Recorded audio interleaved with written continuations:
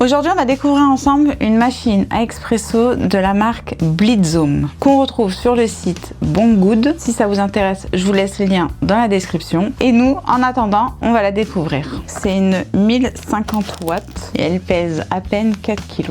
Alors, l'image, elle est jolie. La notice, la poignée pour mettre le café moulu avec sa cuillère d'un côté et de l'autre côté pour tasser le café. On a deux récipients différents, plus petit et le plus gros, on voit par rapport au max à l'intérieur. Alors l'avantage, c'est qu'elle est toute petite, donc elle prend pas beaucoup de place. Voilà la machine. On peut faire soit un expresso, deux expressos, du lait expresso froid ou un americano. Donc il y a plusieurs styles et ça c'est bien. Dedans on met que du café moulu et non pas du grain. On a le mousseur pour le lait. Derrière on a le récipient d'eau avec le max juste ici.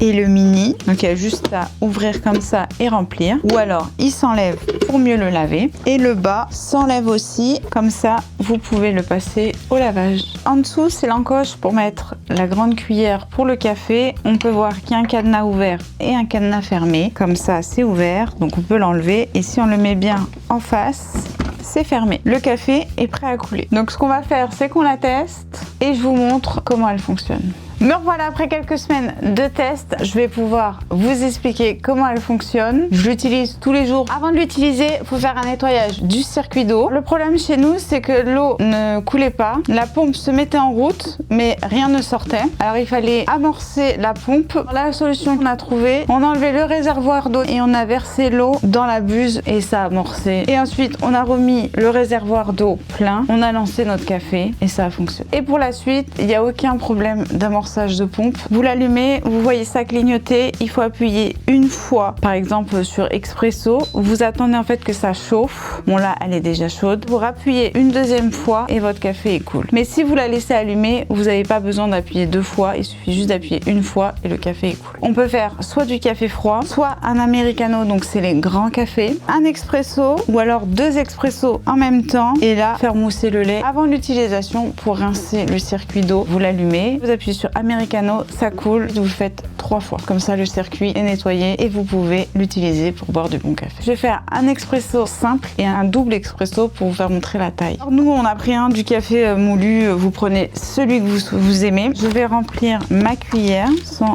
en mettre partout. Donc, il y a un trait maximum. Vous voyez, là, ici, il y a un trait max. Ne pas le dépasser. Vous enclenchez votre café. Voilà, là vous pouvez pas aller plus loin. Je prends ma tasse expresso et je fais un expresso. Donc là, on voit le décompte. Quand forcément ça arrivera à 0, le café sera prêt. Donc elle n'est pas plus bruyante qu'une autre cafetière.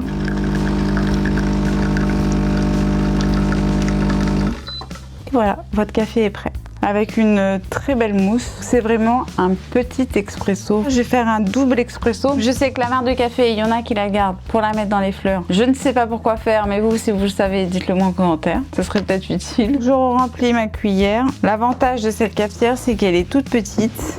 Elle prend pas de place. Donc je prends la même tasse que la première, une différente couleur. On la place et j'appuie sur deux expressos, juste pour vous faire montrer la taille.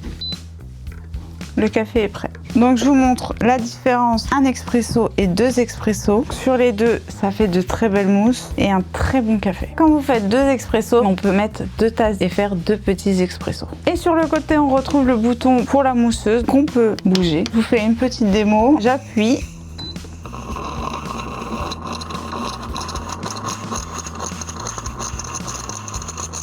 Vous pouvez voir que ça fonctionne, mais avec un plus grand récipient, ce sera plus simple. Pensez à l'éteindre dès que vous avez fini l'utilisation, parce que sinon elle va chauffer en permanence et ça sert à rien. Si cette machine vous intéresse, je vous laisse les liens dans la barre de description. Dites-moi en commentaire ce que vous en pensez. En tout cas ici, elle est validée. On s'en sert depuis 3 semaines. Et je pense même qu'elle va nous suivre en vacances cet été. Tu veux un café ou quoi, caméra? Je te donne le petit. Hein. Et moi, il me faut mon petit sucre. Hein. Et voilà.